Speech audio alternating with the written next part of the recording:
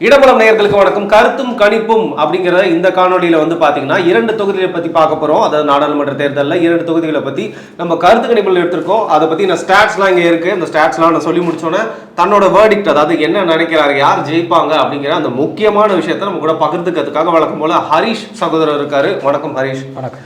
நல்ல ஆதரவு வந்துட்டு இருக்கு அப்படின்னு சொன்னீங்க. உங்களோட கருத்து கணிப்புக்கு எல்லாமே எல்லார்கிட்ட போய் சேரணும், அவங்களோட அப்ரூவல் வேணும் அப்படிங்கிறதுக்காக தான் எந்த விஷயம் வந்தாலும் நம்ம செய்வோம். ஸோ நீங்கள் சொன்ன மாதிரியே ஒரு நல்ல ஆதரவு வந்துட்டு இருக்கு அப்படிங்கிறதுனால ஒரு புது உத்வேகத்தோட தொடர்ந்து 2 தொகுதிகள் இருக்கு நம்ம கிட்ட. வந்து விருதுநகர் அண்ட் கன்னியாகுமரி. முதல்ல நம்ம விருதுநகர்ல இருந்து ஆரம்பிக்கலாம். சாம்பிள்ஸ் எடுத்தது அப்படின்னு பார்த்தீங்கன்னா 3955. அந்த சாம்பிள்ஸில் எத்தனை வேலிட் சாம்பிள்ஸ் அப்படின்னு பார்த்தீங்கன்னா 3049.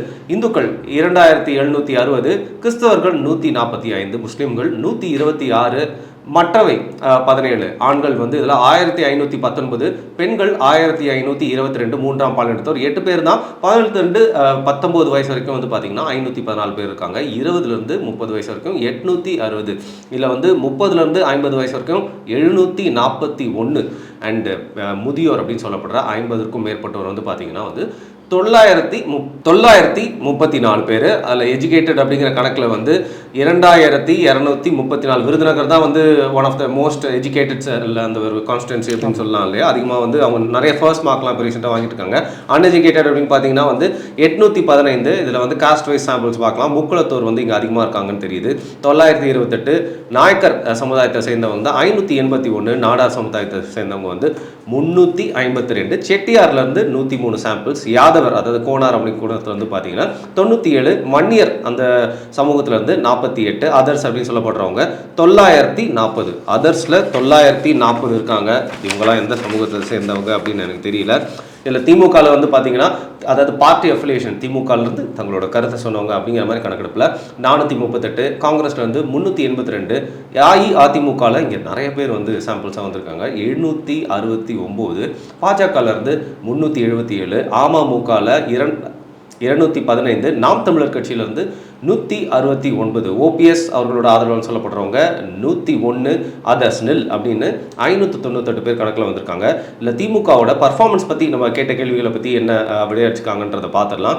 வெரி வேர்ஸ்ட்னு 27%, வேர்ஸ்ட்னு 30%, பெட்டர் சுமார் அப்படிங்கிற ரகத்தில் வந்து பார்த்தீங்கன்னா 15%, பெஸ்ட் அப்படின்னு 13% பேர் வந்து தங்களுடைய பதிலை வந்து தெரிவிச்சிருக்காங்க.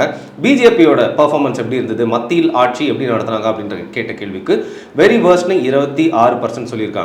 வேர்ஸ்ட் சரியில்லை அப்படின்னு 25%, சுமார் அப்படிங்கிற ரகத்தில் 15%, பெஸ்ட்டாக பண்ணியிருக்காங்க அவங்களோட ஆட்சியை அப்படின்னு சிறப்பாக பண்ணியிருக்காங்கன்னு 16% வந்து சொல்லியிருக்காங்க. இதில் சென்ட்ரல் கவர்மெண்ட்டுக்கு நம்ம தமிழ்நாட்டின் மேலே உள்ள அக்கறை, அதை பற்றி வந்து கேட்டதுக்கு சுத்தமாக அக்கறையே இல்லை அப்படின்னு 40%, ஏதோ ஒரு அளவுக்கு அக்கறை இருக்குன்னு 24%, அக்கறை நிச்சயமாக உள்ளது அப்படின்னு 19%, விருப்பம் தெரிவிக்கவில்லை, அதாவது எதுவுமே சொல்ல விரும்பல அப்படின்னு 14% வந்து சொல்லியிருக்காங்க. உதயநிதி அவர்களோட கான்ட்ரவர்ஷியல், அதாவது சர்ச்சையை கிளப்பிய சனாதன தர்ம அந்த ஸ்பீச்சை பற்றி வந்து 70% பேர் இங்கேயும் யாரும் கேட்டதே இல்லை. ஓரளவுக்கு சுமாராக கேட்டது அப்படின்னு 19%, அதுக்கப்புறம் ஆமாம் கேட்டிருக்கோம் அப்படின்னு 5% பேர் வந்து சொல்லியிருக்கிறாங்க. அண்ட் அந்த சனாதன தர்மத்தை குறித்த அந்த பேச்சு வந்து பார்த்தீங்கன்னா இந்த அளவுக்கு பாதிப்பை ஏற்படுத்தியிருக்கு இந்த எலெக்ஷனில் அப்படின்னு, நாங்கள் இதை பற்றி வந்து கேட்டதே இல்லைங்க, அப்படி எப்படி தெரியும், அதை பற்றி எங்களுக்கு தெரியாது அப்படின்னு 76% சொல்லியிருக்காங்க. நார்த்தில் வந்து இம்பேக்ட் ஆனது, சவுத்தில் வந்து இறங்கவே இல்லை அப்படின்னு தெரியுது.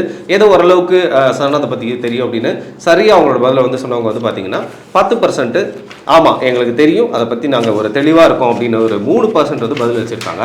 அடுத்து வந்து பார்த்தீங்கன்னா அஇஅதிமுக பாஜக கிட்ட இருந்து கூட்டணியை முறிச்சுக்கிட்டதை பற்றி கேட்ட கேள்விக்கு வந்து கொஞ்சம் அவாய்ட் பண்ணிக்கலாம் அப்படின்னு 21% சொல்லியிருக்காங்க.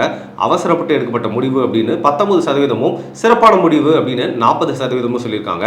அஇஅதிமுக மைனாரிட்டிகளை ஓட்டை கவர்றதுக்கு, அதாவது கிறிஸ்தவர்கள் அண்ட் இஸ்லாமியர்கள் ஓட்டை கவர்றதுக்கு தான் பாஜக கிட்ட இருந்து பிரிஞ்சு வந்தாங்களா அப்படின்னு கேட்ட கேள்விக்கு வந்து பார்த்தீங்கன்னா இல்லைங்க தெரியாது அப்படிங்கிற மாதிரி வந்து 17% சொல்லியிருக்காங்க. இல்லை கண்டிப்பாக இல்லை அப்படின்னு 44%, ஆமாம் அந்த ஒரு ஆதாயத்துக்காக மட்டுமே பிரிஞ்சு வந்தாங்க அப்படின்னு 30% பேர் வந்து சொல்லியிருக்காங்க. இல்லை ஸ்டாலின் அவர்களுடைய பர்ஃபார்மன்ஸை வந்து பார்க்கலாம். அதுக்கு முன்னாடி ஸ்டாலின் அவர்கள் கொடுத்த அந்த வாக்குறுதிகள் அப்படின்னு இருக்கும் இல்லையா, தேர்தலில் ஜெயிக்கிறதுக்கு முன்னாடி அதில் 99% வந்து வாக்குறுதிகள் நிறைவேற்ற அப்படின்னு வந்து ஸ்டாலின் அவர்கள் சொல்கிறாரு. அது உண்மையா அப்படின்னு கேட்டதுக்கு ஆமாங்க நிறைவேற்றிட்டாரு அப்படின்னு 30% பேரும், இல்லை முதல்ல லிஸ்ட் போட்டு அவர் என்ன பண்ணியிருக்காருன்னு சொல்லட்டும், அதுக்கப்புறம் அது உண்மையா பொய்யான்னு சொல்லலான்னு 32% பேரும் பொய் சொல்றாரு அப்படின்னு 23% பேர் சொல்லியிருக்காங்க. மகளிருக்கு இலவசம் கொடுக்குறாங்க, அதை பற்றி வந்து அமைச்சர்களும் வந்து ரொம்ப ஹார்ஷான வேர்ட்ஸ், அதாவது மக்களை பற்றி வந்து குறை கூறிட்டு இருக்காங்க. நிறைய இடத்துல வந்து பார்த்தீங்கன்னா அவங்களுக்கு மனசு நோகும்படி பேசியிருக்காங்க. இதை பற்றி என்ன நினைக்கிறேன்னு கேட்டதுக்கு சிஎம், அதாவது முதலமைச்சர் வந்து அமைச்சர்களோட நாகவடக்கத்தை வந்து கண்ட்ரோலில் வைக்கல அப்படின்னு 29% பேர் சொல்லியிருக்காங்க. இந்த மாதிரி கிரிட்டிசிசம்லாம் வந்து எதுவும் பாதிப்பு ஏற்படுத்தாது அப்படின்னு 27% பேரும், நாங்கள் தான் வந்து எதுவும் ஃப்ரீயாக கேட்கவே இல்லையே, ஏங்க இது வந்து பண்ணி எங்களை அசிங்கப்படுத்துறீங்க அப்படிங்கிற மாதிரி 28% பேர் வந்து சொல்லியிருக்காங்க. ஸ்டாலின் அவர்களுடைய பெர்ஃபார்மன்ஸ் எப்படி இருக்குது அப்படின்னு கேட்டதுக்கு வந்து பார்த்தீங்கன்னா மிகவும் மோசம் அப்படின்னு 26% பேரும், மோசம் அப்படின்னு 26% பேர் அதே அளவுக்கு வந்து சொல்லியிருக்காங்க. பெட்டர், சுமாராக பண்ணியிருக்காரு, ஏதோ பரவாயில்ல அப்படிங்கிற ரகத்தில் வந்து 16% பேரும், சிறப்பாகவே செயல்பட்டிருக்கிறார் தமிழ்நாட்டின் முதல்வர் ஸ்டாலின் அவர்கள் அப்படின்னு 18% பேரும் சொல்லியிருக்காங்க. சட்ட ஒழுங்கை பற்றின கேள்விகளை பற்றி பார்க்கலாம். இதில் வந்து பார்த்தீங்கன்னா சட்ட ஒழுங்கு எந்த அளவுக்கு சரி இருக்குது அப்படின்னு விருதுநகர் மக்கள் என்ன சொல்கிறாங்க அப்படின்னா ரொம்ப மோசம் அப்படின்னு 27% சொல்லியிருக்காங்க. மோசம் அப்படின்னு 21%, சுமார் அப்படின்னு 17%, சிறப்பாகவே இருக்கின்றது அப்படின்னு 19% வந்து சொல்லியிருக்காங்க. இதை பற்றின கருத்துக்களை வந்து பார்த்தீங்கன்னா முடிவில் வந்து ஹரிஷ் அவர்கள் சொல்லுவாங்க. தொடர்ந்து நம்ம வந்து என்னென்ன கேள்விகள் வந்து மக்கள்கிட்ட வந்து கேட்டிருக்காங்க அப்படிங்கிறத பார்க்கலாம். கர்நாடக பிரச்சனை, அதாவது காவிரி பிரச்சனையை வந்து இப்படி கையாண்டிருக்காங்க தமிழகத்துக்கு நம்ம தமிழக அரசாங்கம் அப்படிங்கிற கேட்ட கேள்விக்கு வந்து சுப்ரீம் கோர்ட்டுக்கிட்டையும் சென்ட்ரல் கவர்மெண்ட் கிட்டையும் பேசாமல் கர்நாடகத்திலேயே பேசியிருக்கலாமே அப்படிங்கிற மாதிரி கேள்விக்கு வந்து இல்லை சரியாக தான் செயல்பட்டுருக்காங்க தமிழக அரசாங்கம், அவங்க எடுத்த முயற்சி சரியே அப்படின்னு ரைட் டிசிஷன் அப்படின்னு 20% பேர் வந்து சொல்லியிருக்காங்க. விவசாயிகளை ஏமாத்திட்டாங்க அப்படின்னு 28% பேரும், காங்கிரஸ் கூட இருக்கிற அலைன்ஸை பிரேக் பண்ணிட்டே இவங்க வந்து பார்த்தீங்கன்னா ஒரு லாபகரமாக முடிவை எடுத்துருக்கலாம், அப்போ தான் வந்து தமிழ்நாட்டுக்கு நன்மை வந்திருக்கும் அப்படின்னு 18% பேரும், இது மடைமாற்றும் ஒரு வேலை அப்படின்னு 23% பேரும் சொல்லியிருக்காங்க. நீங்கள் விவசாயம் செய்கிறீங்களா அப்படின்னு கேட்டதுக்கு 7% மக்கள் மட்டும்தான் வந்து பார்த்தீங்கன்னா நாங்கள் பார்ட் டைம் ஃபார்மிங் மட்டும் தான் செய்யணும்னு சொல்லியிருக்காங்க. இல்லை, சுத்தமாக விவசாயம் செய்யலை அப்படின்னு 68% பேரும், நாங்கள் ஒரு விவசாயி தான், இன்னும் விவசாய தொழிலை வந்து கைவிடவில்லை, செஞ்சுட்டு இருக்கோம் அப்படின்னு 19% பேரும் சொல்லியிருக்காங்க. ஒரு விவசாயியாக வந்து தமிழ்நாட்டு அரசாங்கத்தின் விவசாயிகளுக்கான முடிவு வந்து எந்த அளவுக்கு இருக்குது, அவங்களோட பர்ஃபார்மன்ஸ் எப்படி இருக்குது, அவங்களோட நலன் கருதி அப்படின்னு கேட்டால் வந்து மிகவும் மோசம் அப்படின்னு 27% பேர் வந்து சொல்லியிருக்காங்க. மோசம் அப்படின்னு 26% பேரும், சுமார் அப்படிங்கிற ரகத்தில் 15% பேர் வந்து விளைவிச்சிருக்காங்க.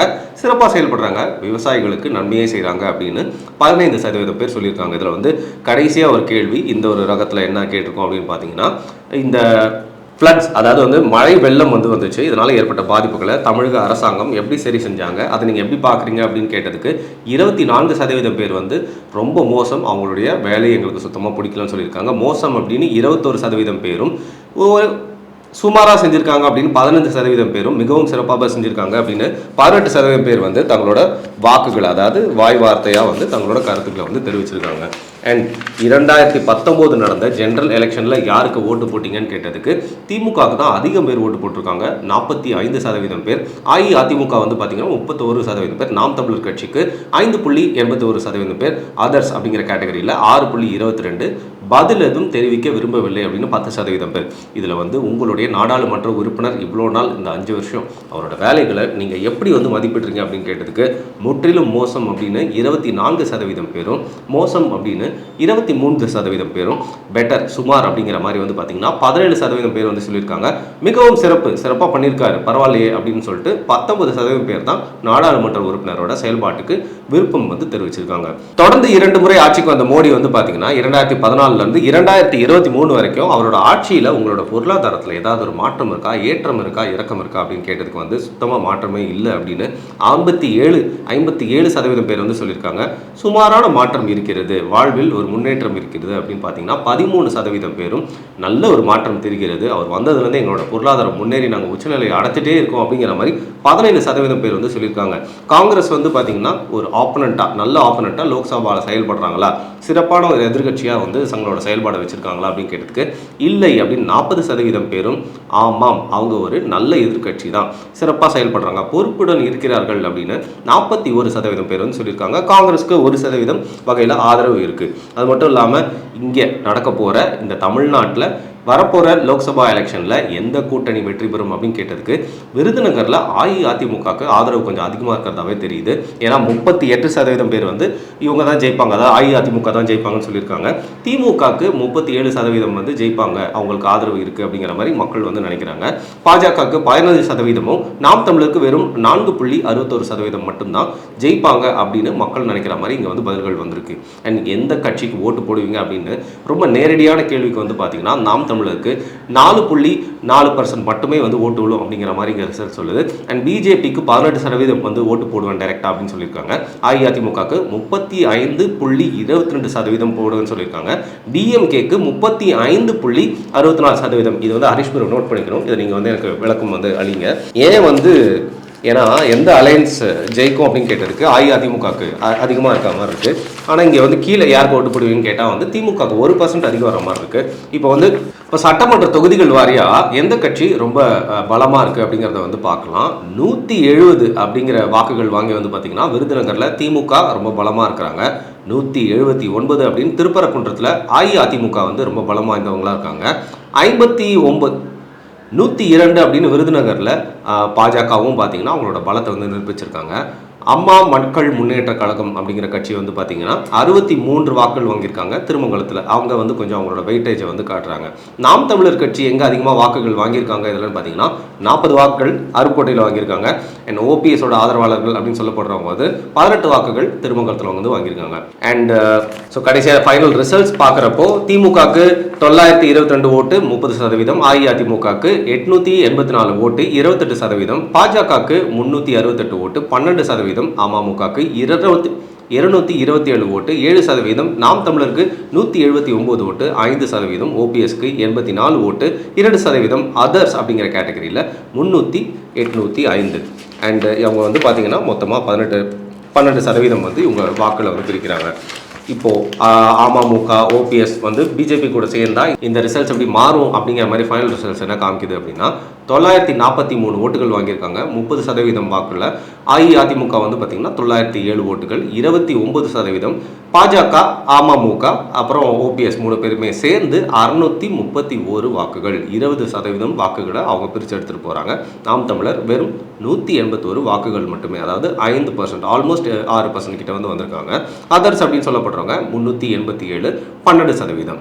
ஸோ விருதுநகரில் யார் யார் நிற்கிறாங்க அப்படிங்கிற சொல்லிடலாம். விருதுநகரில் வந்து பார்த்தீங்கன்னா இப்போது பாஜகவோட கூட்டணியில் வந்து ராதிகா சரத்குமார் அவர்கள் வந்து நிற்கிறாங்க. அப்புறம் காங்கிரஸ் திமுக கூட்டணியில் காங்கிரஸ்லேருந்து மாணிக்கம் தாக்கூர் நிற்கிறாங்க. அவங்களோட பின்புலத்தை பற்றியும் நீங்கள் சொல்லுங்கள். அண்ட் இன்னொரு எல்லாருக்கும் தெரிஞ்ச வேட்பாளரான விஜயகாந்த் அவர்களின் மகன் அஇஅதிமுக கூட்டணியோட சார்பில் வந்து அவங்களோட ஆதரவில் வந்து விஜய பிரபாகரன் அவர் வந்து நிற்கிறாரு. ஸோ எல்லாரோட கண்ட்லையும் ரொம்ப அட்டென்ஷன் வாய்ந்த ஒரு தொகுதியாக ஏற்கனவே இது வந்து மாறிடுச்சு. யார் ஜெயிப்பாங்க, இந்த ஸ்டாட்ஸ்லாம் பார்த்தா விருதுநகர் பற்றி உங்களுக்கு என்ன தோணுது அப்படிங்கிறத சொல்லுங்கள் ஹரிஷ். விருதுநகர் தொகுதியை பொறுத்தவரை நாடார் சமூகம் அதிகமாக இருக்கிற தொகுதி, அதை தாண்டி தேவர் சமூகம் அதிகமாக இருக்கிற தொகுதி. இந்த நாயக்கர்களும் அதிகமாக இருக்காங்க போல இருக்கே, குறிப்பிடத்தக்க அளவில் இருக்காங்க. நாடார் தேவர் அதே மாதிரி நாயக்கர் இருக்காங்க. அவங்கள நாயக்கர் சமூகம் வந்துட்டு நாடாரை விட இன்னும் கூடுதலாக இருக்கக்கூடிய ஆளுங்க அவங்கெல்லாம் விருதுநகரில். ஸோ அப்படிங்கிறப்போ ஒரு அவங்களுடைய வாக்குகள் எல்லாம் பார்த்தீங்கன்னா தேமுதிகவை நோக்கி நகரக்கூடிய ஒரு சூழல். விஜயகாந்த் வந்து அந்த சமூகத்தை சேர்ந்தவர் இல்லை, அதை தாண்டி அந்த சமூகமும் அதிமுகவும் ஒன்று சேர்ந்திருக்கு அப்படிங்கிறது அவங்களுக்கு பெரிய ப்ளஸ்ஸாக பார்க்கப்படுது. ஏன்னா அதிமுக ஆட்சியில் நாயக்க சமூகத்துக்கான அந்த திட்டங்கள் நிறைய வந்து கொடுக்கப்பட்டிருக்கு அந்த தொகுதியில் அப்படிங்கிறது அங்கே இருக்கிற நாயக்கர் சமூக தலைவர்களுடைய கருத்தாக இருக்குது. ஸோ அதனால் அந்த சமூகத்துடைய வாக்குகள் அதிமுக தேமுதிக கூட்டணிக்கு போகிறதுக்கு அதிகமான வாய்ப்புகள் இருக்குது. தேவர் சமூகத்தின் அந்த வாக்குகள் வந்துட்டு அதிமுகவுக்கும் போகும், திமுக கூட்டணிக்கு போகும். அமமுக அந்த இடத்துல வந்துட்டு குறிப்பிட சில இடங்கள்ல மட்டும்தான் அவங்களால அறுவடை செய்ய முடியும். ஏன்னா ராஜவர்மன் இருந்ததுனால 2021 ஒரு நல்ல வாக்கு சதவீதத்தை அமமுக பெற்றிருந்தது. இப்போ அவரும் இல்லை அவங்களோட. ஸோ அப்படிங்கிறப்ப அங்கே அது ஒரு மைனஸாக தான் பார்க்கப்படும் அமமுகவுக்கு. அந்த அமமுகவுடைய செல்வாக்கு ராதிகா சரத்குமார் அவர்களுக்கு எவ்வளோ உதவும்னு சொல்ல முடியாது. ராதிகா சரத்குமார் அவர்கள் நாடார் சமூக வாக்கு குறி வச்சு தான் அங்கே களமிறங்கியிருக்காங்க. ஆனால் அவங்கள ஒரு நாடாரா பார்ப்பாங்களா அப்படிங்கிற ஒரு கேள்வி இருக்கு இல்லையா? அவங்க ஆக்சுவலாக நான் சித்தி வந்திருக்கேன் சீரியல் பேரெல்லாம் சொல்லிட்டு அப்படி கேட்குறாங்க. ஆனால் யாராவது பஸ் ஸ்டாண்டுக்கு வந்து பஸ்ஸுக்கு வெயிட் பண்ணுறாங்க. இல்லை, திருப்பரங்குன்றம் ஏரியாவில் அவங்க வந்து வாக்கு சேகரிக்கப்பட்டு போயிருக்காங்க. திருப்பரங்குன்றம் ஏரியாவில் பெரும்பான்மையான சமூகம் தேவர் சமூகம். அங்கே வந்து நம்ம ராஜன் செல்லப்பா அவர்களை தாண்டியோ இல்லை ஆர்பி உதயகுமார் அவர்களை தாண்டியோ வெல்றது அங்கே கடினம். ஓகே. அந்த தொகுதியை பொறுத்தவரை, குறிப்பாக அந்த விருதுநகர் மொத்த தொகுதியும் பொறுத்தவரை இந்த 2 பேரையும் தாண்டி வெல்வது அப்படிங்கிறது கடினம். திமுக சைடில் காங்கிரஸ்க்கு ஒரு நல்ல செல்வாக்குள்ள தொகுதி விருதுநகர் தொகுதி. ஸோ அதனால் போட்டிங்கிறது தேமுதிகவுக்கும் காங்கிரஸுக்குமா தான் இருக்கும், அதில் எந்த மாற்று கருத்தும் இல்லை. பாஜக வந்து கண்டஸ்ட்டு ரொம்ப க்ளோஸாலாம் வர முடியாது, ஒரு 10% 15% வாங்க முடியும் ஒரு ஸ்டார் கேண்டிடேட் அப்படிங்கிற ஒரு முறையில். மற்றபடி பெரிய லெவலில் பாதிப்புகளை அவங்கள வந்து கொடுக்க மாட்டாங்க அப்படிங்கிறது. யார் இந்த மாணிக்கம் தாக்கூர் அப்படிங்கிறவர்? அவர் சிட்டிங் எம்பி, அந்த தொகுதிக்கு வந்து நிறைய செஞ்சிருக்காரு, நிறைய திட்டங்கள் கொண்டு வந்திருக்காரு. இன்னும் சொல்லப்போனால் எய்ம்ஸ் மருத்துவமனைக்காக பல்வேறு கோரிக்கைகளை வந்து நாடாளுமன்றத்தில் முன் வச்சவர் அவர் தான். மதுரை எய்ம்ஸ் மருத்துவமனையை வந்து எப்போ அமைப்பீங்க, எவ்வளவு காஸ்ட்டில் அமைப்பீங்க அப்படிங்கிற கேள்விகள் எல்லாம் முன் வச்சவர் அவர் தான். இன்னும் சொல்லப்போனால் நம்ம முன்னாள் அமைச்சர் ராஜேந்திர பாலாஜி அவர்கள் பன்னியை சுட போல சுடணும் அப்படின்னு சொல்லிட்டு ஒரு சர்ச்சைக்குரிய பேச்சு பேசியிருந்தார், அது இவரை பற்றி தான். ஓகே. இதெல்லாம் அந்த விருதுநகர் தொகுதியில் ரொம்ப பிரபலமான பேச்சுகள். இதெல்லாம் ட்ரெண்டிங் டயலாக்ஸ் அல்ல. இதெல்லாம் வந்து அங்கே இருக்கிற மக்கள் எப்படி பார்த்துருக்காங்க அப்படிங்கிறதும் கவனிக்க வேண்டியதாக இருக்குது. ஆனால் ஒரு க்ளோஸ் கண்டஸ்டாக தான் இது போய் முடியும். ஏன்னா விஜயகாந்த் அவர்கள் இல்லை அப்படிங்கிறதுனால ஒரு அனுதாப அலையும் வீசுது. அந்த அனுதாப அலை வந்துட்டு விஜய பிரபாகரனுக்கு எந்த அளவுக்கு உதவும் அப்படிங்கிறதையும் பார்க்க வேண்டியிருக்கு. ரெண்டாவது அவங்களுடைய சொந்த ஊர் விருதுநகர் அப்படிங்கிறப்போ அந்த சொந்த ஊர்ல இருந்து எவ்வளவு வாக்குகள் விஜயகாந்தோட சொந்த ஊர். ஆமாம், விஜயகாந்தோடைய சொந்த ஊர் விருதுநகர். ஸோ அப்படிங்கிறப்ப அங்கேருந்து எவ்வளோ வாக்குகள் விழப்போகுது அப்படிங்கிறத நம்ம பார்க்க வேண்டியதாக இருக்கும். இதெல்லாம் மொத்தமாக கணிச்சா தான் வந்து நம்ம வந்து யார் ஜெயிக்க முடியும் அப்படிங்கிறத சொல்ல முடியும். அது செகண்ட் ரிப்போர்ட்டில் மட்டும் தான் தெரியும் நம்மளுக்கு. இப்போதைய சூழலில் காங்கிரஸுக்கும் தேமுதிகவுக்கும் ஒரு நல்ல கண்டஸ்ட், ரொம்ப க்ளோஸ் ஃபைட் இருக்கிறதுக்கான பாசிபிலிட்டி நிறைய இருக்குது. அதான் நீங்கள் நினைக்கிறீங்க இங்கே தான் நடக்கும் அப்படி? அதனால தான் நான் அந்த உங்ககிட்ட ஒரு குறிப்பாக ஒரு டவுட் கேட்டிருந்தேன், என்னங்க அந்த 1% வந்து மாறுபடுது? அதுதான் ரொம்ப க்ளோஸ் கண்டஸ்டாக இருக்கும். ஜெயிக்கிறதுனாலும் வாக்கு வித்தியாசம் வந்துட்டு உங்களுக்கு 20,000 30,000 தான் வரும். அதுக்கு கீழேயும் போகிறதுக்கான வாய்ப்புகள் இருக்குது. அது எப்படி ஆகும் அப்படின்னா ஒரு அனுதாபலை விஜய் பிரபாகரன் மேலே இருக்கு அப்படிங்கிறது பார்க்கலாம்.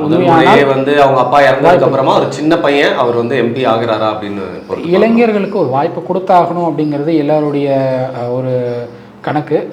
இன்னும் சொல்ல போனால் அனுபவம் மிக்கவர்கள் ஒதுங்கிட்டு அனுபவம் இல்லாதவர்கள் அனுபவம் பெற தேவையான எல்லா ஏற்பாடுகளையும் செய்ய வேண்டிய ஒரு காலம் இந்த காலம். ஓகே. ஏன்னா இளைஞர்கள் தான் வந்து நாட்டை ஆள முடியும் அப்படிங்கிறது இன்னைக்கு இருக்கிற பாஜக வைக்கிற இதே அதுதான், அவங்க வைக்கிற கொள்கை குறிக்கோளே அதுதான். ஸோ அப்படிங்கிறப்போ ஒரு இளைஞருக்கு வாய்ப்பு கொடுக்கறதுல தப்பு இருக்கிறதா எனக்கு தெரியல. அண்ட் இது வந்து குடும்ப அரசியலாகவும் எனக்கு தோணலை. ஏன்னா கட்சியிலையும் விஜய் பிரபாகரன் எந்த பொறுப்புலையும் இல்லை.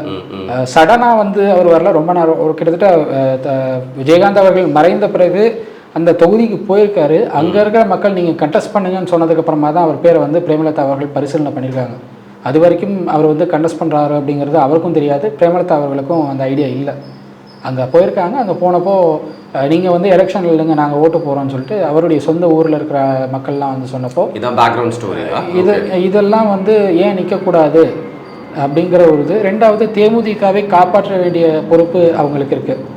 ஸோ அப்படிங்கிறப்போ இந்த அதிமுக கூட்டணியில் தேமுதிக வந்து ஒரு நல்ல வாக்கு சதவீதம் வாங்கும் அப்படிங்கிற ஒரு எதிர்பார்ப்பு எல்லாரும் பூஸ்ட் மாதிரி இருக்கும் அப்படிங்கிறீங்க. மேபி நீங்கள் சொல்கிற மாதிரி ஒரு இளைஞர் அப்படின்னு பார்த்து அவருக்கு ஒரு வாய்ப்பு கொடுத்தாலும் அதுக்கான தகுதியான நபராக வந்து தன்னை அவர் மாற்றிக்கிட்டாரா அப்படிங்கிறத பொறுத்து இருந்தால் வந்து கேம்பெயின் என்னை பொறுத்தவரை நல்லா போயிட்டுருக்காரு, நல்ல கேம்பெயின் பண்ணிட்டு இருக்காரு.